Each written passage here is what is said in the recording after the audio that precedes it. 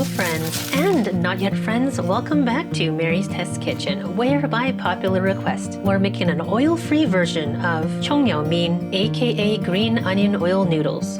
You might have any number of reasons for nixing the oil today, but we still want to keep the essence of the dish. Crispy, sweet green onions on top of richly flavored noodles, and keeping it simple, under 30 minutes.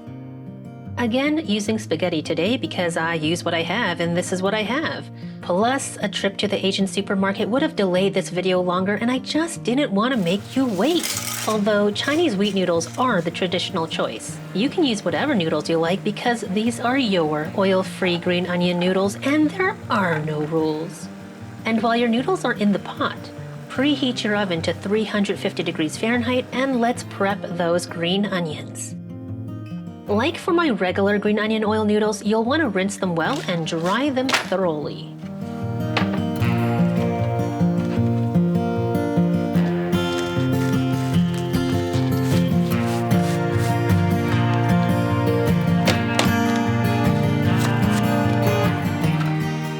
Then cut the white and light green parts from the darker parts and slice them into threads.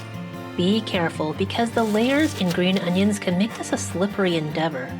I use my fingernails to just gently hold the stalk in place, but don't press down because that's where the slippage can occur. And keep those fingertips tucked in slightly so your knuckles can guide the knife. Go as slowly as you need to. We're making threads and dividing the layers so they can dry in the oven as evenly as we can make it without too much fuss. I'll place these on a parchment-lined baking sheet. It looks like I could use 2 sheets, but confession time. The other one's dirty and I was in the filming flow and could not be interrupted.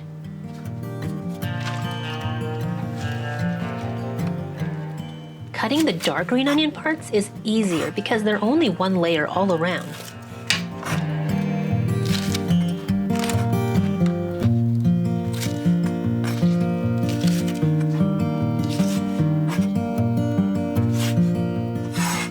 Get those on the sheet too. If you wanted to divide these onto 2 baking sheets, you could do that. But for me, I don't feel it's necessary, and again, I'm lazy. Bake these on the middle rack for 12 to 15 minutes and set a timer also to check on them in 10 because they can go from crisp to overly browned really fast. But we have at least 10 minutes to go ahead and check on our noodles. After you drain them, you can let them just sit there. No worries if they stick together because we'll take care of that later. Back to our green onions, it's been 12 minutes for me and they are probably about 70% crisp. I'm gonna let it sit here for about 10 minutes and with the residual heat from the baking sheet, they should crisp up mostly all the way. And even if your cat is meowing at you, don't give them any. Onions are not safe for cats. Sorry, honey. I have to film my video. Shh. Oh, and by the way, it is always quite dry where I live currently, but I remember the Vancouver life, and if it's humid like that where you live, you might need to finish these in the oven but with the heat off, maybe even with the door cracked open, so you have residual heat only, finishing them off without any risk of burning. You see this browning? I'm just gonna taste test. Oh, it's sweet and not bitter, so that's good. But if it was darker, it would be bitter. So it's better to make them a little less done than overdone. We want sweetness. Of course, they are not exactly the same as oil crisp green onion threads. These are sweet, but not as sweet as those. And the type of crisp is not quite the same. You can tell that I have a bias towards oil-based cooking. I do love those oil-soluble flavors that can be enhanced by cooking that way.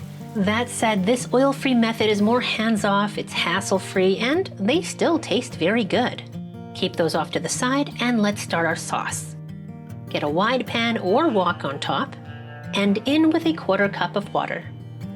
A tablespoon of regular or light soy sauce. A tablespoon of dark soy sauce. And and a tablespoon of sugar, or in my case, 2 teaspoons of monk fruit and erythritol sweetener, as I personally prefer. And let this come to a simmer so the sugar or sweetener dissolves. By the way, you can reduce the amount of soy sauce at first if you tend to like things less salty, so probably go for like half the amount and you can adjust afterwards. Now we can add the drained noodles. Mix it very well so it all gets infused with the sweetened soy sauce. And because we don't have the benefit of green onion infused oil, add 1/4 to a half teaspoon of onion powder. I used a half teaspoon and it's very oniony, just the way I like it, but you can adjust this to your taste.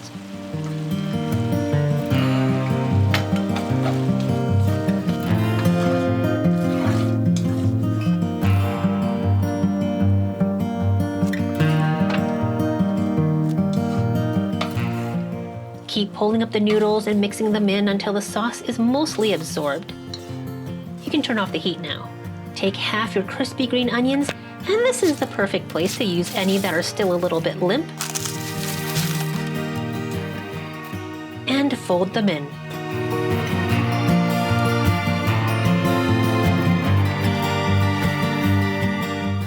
Finally, stop playing with your food and just plate it.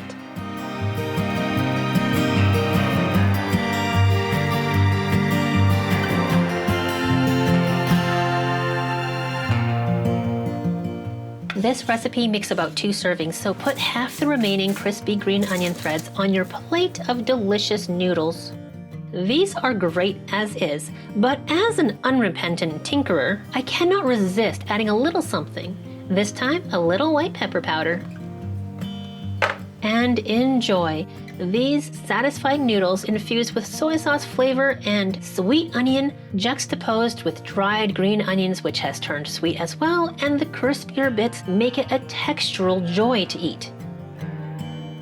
So thank you to everyone who requested this recipe. It was fun to try to be creative and come up with a solution for my oil-free friends and those who are just curious like me. Probably 8 years ago, I was cooking a lot more in the oil-free style, and this brings me back.